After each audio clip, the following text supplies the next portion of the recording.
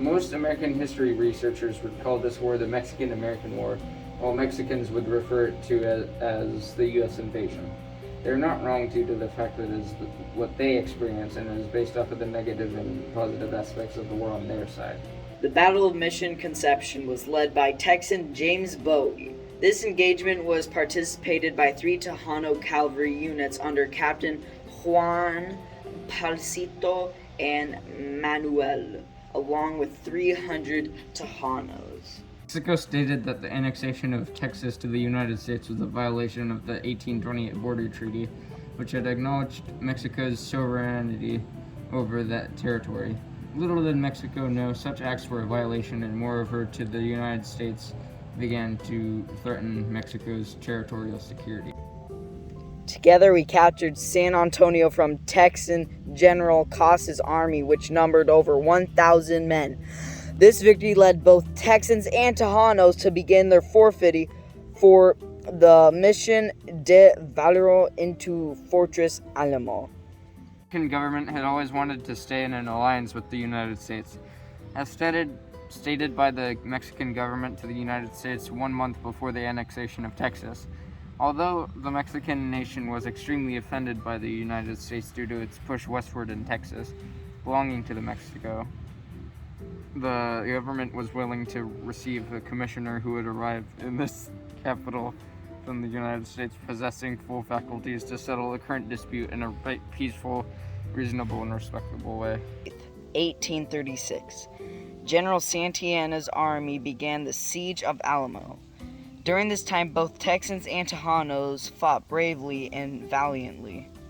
Yet, after 13 days, all of our defenders were killed. Although there were very few Tejanos lost at the battle, it is reported that 1 in every 6 men in the Texas army of nearly 2,000 were Tejanos.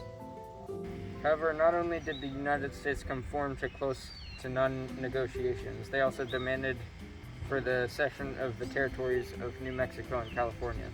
The Mexican government had 2 choices. They could give in and reestablish friendly relations to the United States, proving to a world that Mexico would always be a slave to the United States, or the Mexican government would not surrender to such degradation and resort to war.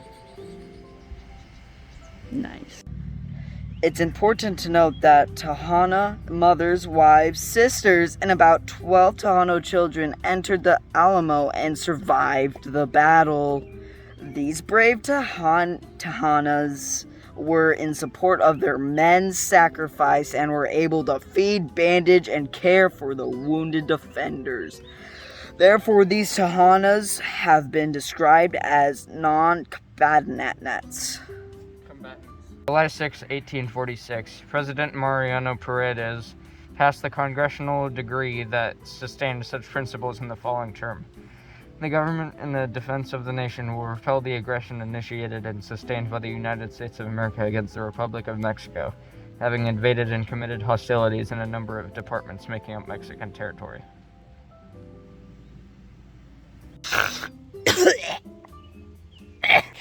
Just as important was the role Tejano politicians played at Washington on the Brazos. As we all have known, this assembly of men was to form a new Republic of Texas, declare its independence, and fight for an independent Texas on the field of battle. Also from East Texas came Don Lorenzo, a former Mexican diplomat and vastly experienced colonist. Of importance to note that is Navarro and Ruz were the only 2 native sons of Texas and sign of Declaration of Texas independence. Plus, Don was elected the first vice president of Texas. We wish to focus on the final battle of San Antonio that won Texas independence April 21st, 1836. Along the base of East Texas, General Sam Houston gave the order to attack the Mexicans forced by lead and the battle was along the Texans and Tejanos the Texans by surprise. That day, Jen sent in the defeat and declaimed Texas independence for Houston. Friggin' Houston. Sandhouston, named as Sam. On a closing note, it's important to understand Tajanos and our native Mexicans who have a long heritage and legacy dating back to the early 1700s that built first roads, towns, ranges, and government. This frontier background supplied Tajanos a fundamental rebellience and independent character, although Tajanos were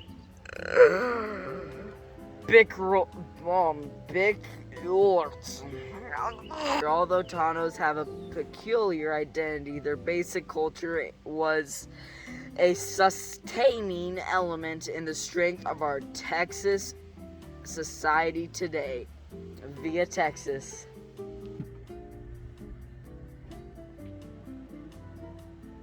Gonna go you. Okay. In the Mexican viewpoint, the war was not a result of greed or arrogance, but a consequence to defend. In the Mexican viewpoint, the war was not a result of greed or arrogance, but a consequence to defend Mexico's territory from the U.S. invasion. And thus, the Mexicans would call this war the U.S. war against Mexico.